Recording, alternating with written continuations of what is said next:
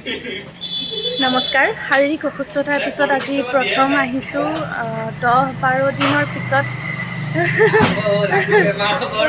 বেমাৰে কৰি আছোঁ, এনাৰ্জি নাই তথাপিও কৰি আছোঁ।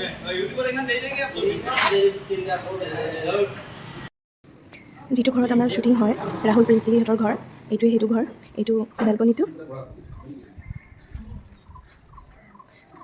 বহুত ধুনীয়া ভিউটো, বিৰাট ভাল লাগে মোৰ।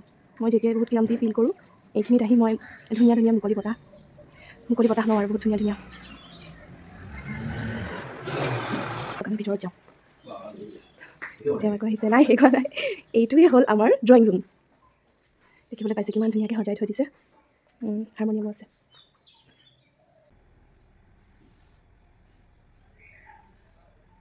সেইটোৱে কিটচেন, যিটোত আমি বহুতকেইটা চিন কৰিছোঁ অলৰেডি আৰু কৰিম। এইটো অকণমান ভগৱানৰ পূজা কৰা ঠাই। এইটো সেই কিটচেনটো।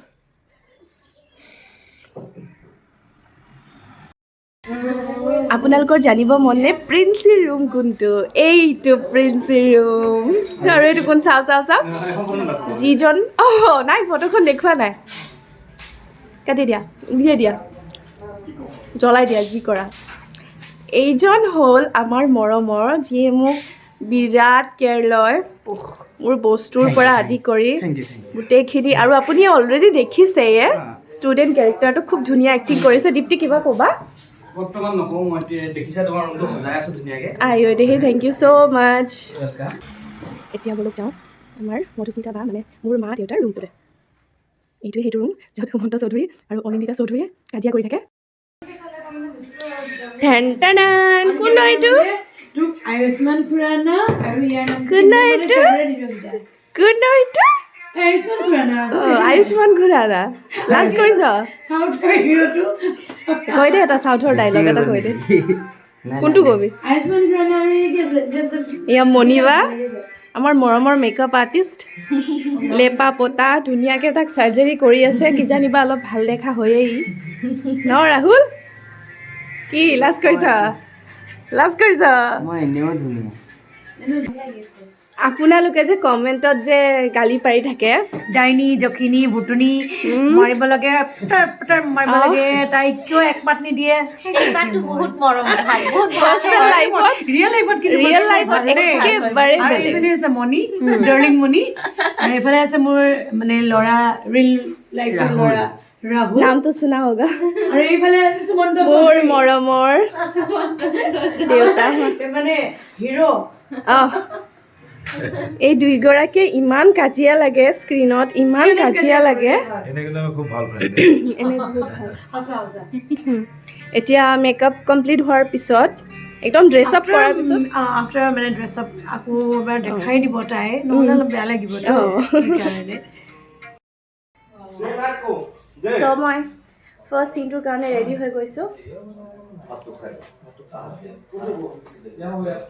ফাৰ্ষ্ট চিনটো মোৰ ৰুমতে হ'ব। চাওঁ কেনেকুৱা কৰোঁ চিনটো, স্ক্ৰিপ্ট চাওঁ। এতিয়া ফাৰ্ষ্ট চিনটো কৰাৰ পিছত বাকী আৰু বহুতকেইটা চিন আছে, আপোনালোকক দেখুৱাই যাম। এইটো এতিয়া মোৰ ফাৰ্ষ্ট চিনৰ মানে লুকটো।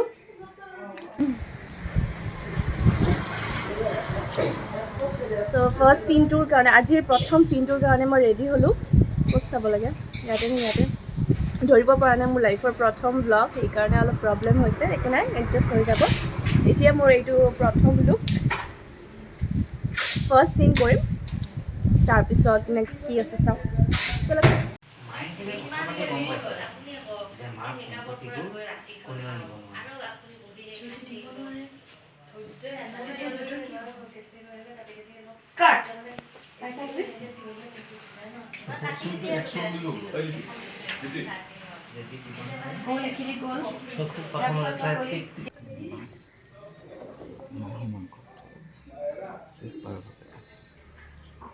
তোৰ মুখস্থ হৈ গ'ল ন?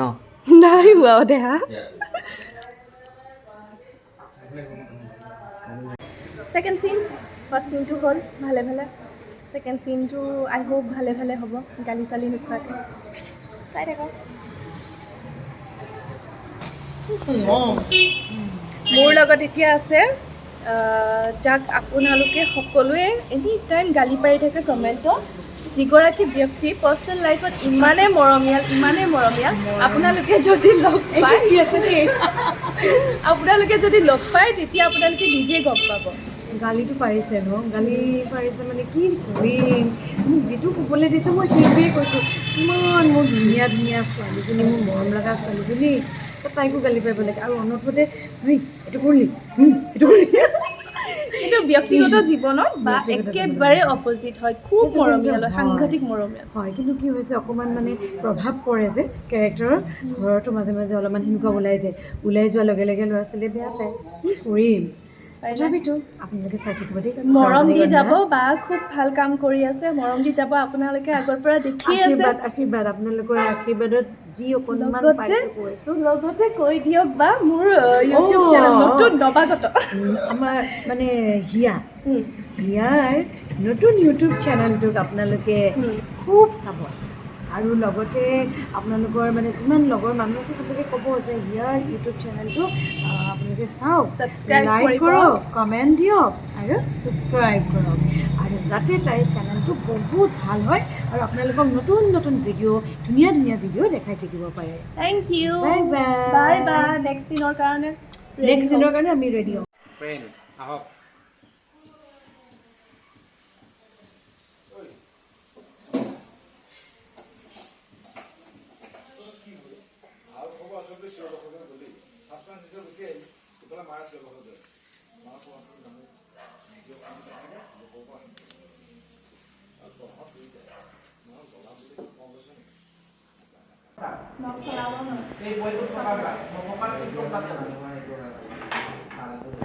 একাউণ্ট সলনি হ'ব নেকি?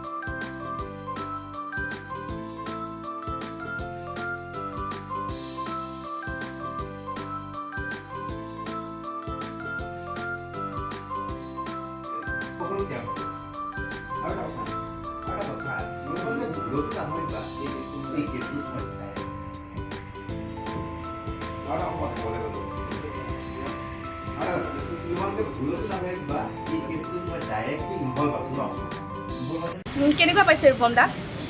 ভাল লাগিছে, ৰজনীগন্ধাত কাম কৰি ভাল লাগিছে। তোমাক খুব ভাল লাগিছে, প্ৰিন্সিক বহুত ভাল লাগিছে, আৰু মই ভাল পোৱাটো বাৰু বেলেগ কথা, দৰ্শকে ভাল পাইছে সেইটো কথা আমি গম পাই আছোঁ। আৰু এনেকৈ সদায় কাম কৰি যোৱা, সেইটোৱে ক'ম। সেইটো ডেফিনেটলি সৰু হৈ আছা, সততাৰে কাম কৰি যোৱা, সেইটো বহুত দৰকাৰী। ভালকৈ কৰা, ভাল হ'ব। ধন্যবাদ।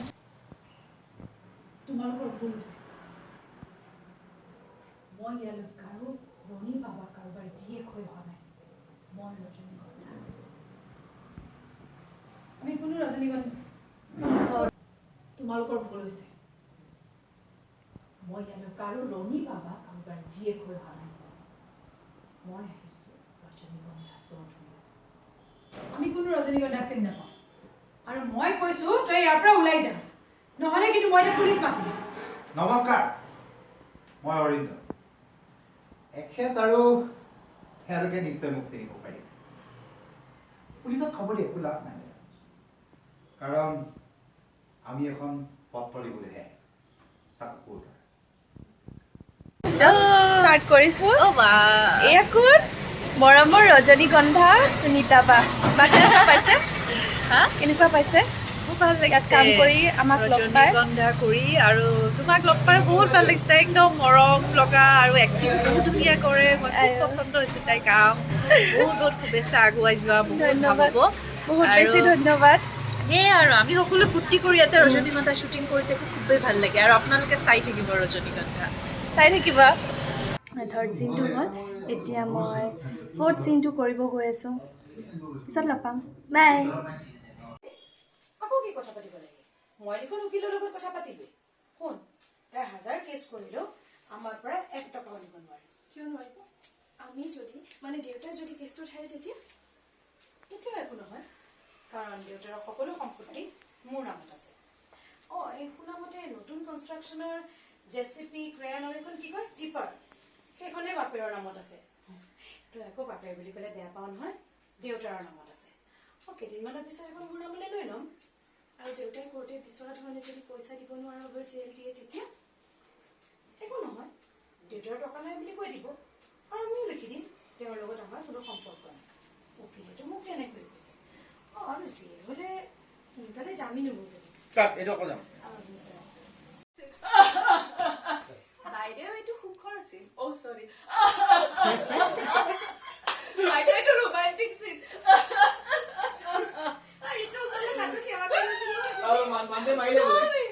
স্বামী মুত্তু স্বামী